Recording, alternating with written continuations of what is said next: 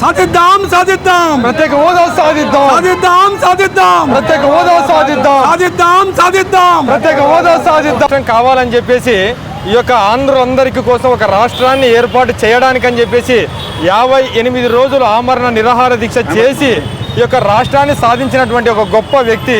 ఒక రకంగా చెప్పాలంటే ఆంధ్ర జాతి పితామహుడిగా ఆయన మనము సంబోధించుకోవచ్చు.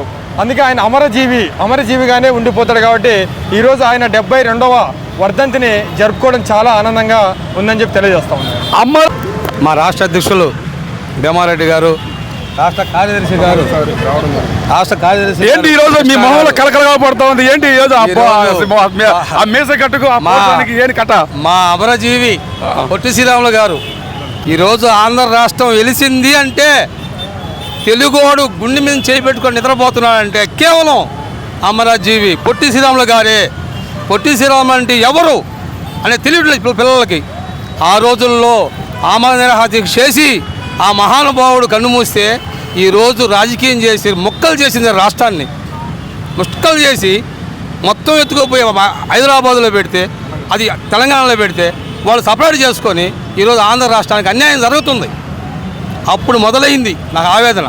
ఆ ఆవేదనలో మా భీమారెడ్డి గారు ఫోన్ చేసి రాష్ట్ర అధ్యక్షులు గారు, అన్న ఈ విధంగా చేద్దామంటే సరే మొదలు పెడదాం, ఒక్కడితోనే మొదలవుద్ది ఏదైనా. అప్పుడే అవద్దు నెల్లూరు నుంచే మొదలు కావాలని చెప్పి ఈరోజు నెల్లూరులో పుట్టాడు కాబట్టి ఈరోజు మా భీమారెడ్డి గారిని మీరు రండి, సింహపూరి గడ్డ మీద ఒక్కసారి ధ్వజమిద్దాం.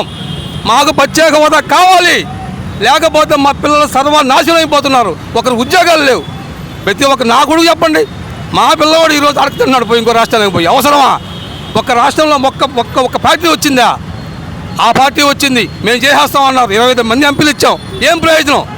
చేశారా? లేదు. ఈరోజు వస్తుంది ఆయనకి, ఆ నాయకుడికి ఈరోజు ప్రత్యేక హోదా ఉండాలండి. 5 సంవత్సరాలు నిద్రపోతున్నారా?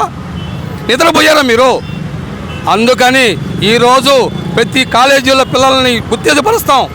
పిల్లలు అన్యాయపోతాం, చదువుకున్నారు కానీ ఉద్యోగాలు లేకుండా పోతున్నాయి. దానికోసం పొట్టి శ్రీరాములు గారి ఆశీర్వాదంతో ఈరోజు మొదలు పెడుతున్నాం. కాసుకోండి, ప్రతి ఇంటిలో ఒక మనిషి రండి, ప్రతి ఇంటిలో ఒక మనిషి తయారు కాండి. ప్రత్యేక హోదా ఎట్లా రాకుండా పోతే నేను చూస్తా. ఇదే శబ్దం చేస్తాం. ఈరోజు వచ్చే వర్ధంతికి నెల్లూరు జిల్లాలో సింహపూరి గడ్డ మీద ధ్వజం పలికిస్తాం. ఇది ముడుకు వాస్తవం. పొట్టి శ్రీరాములు గారికి, అమరాజీవి పొట్టి శ్రీరాములు గారికి.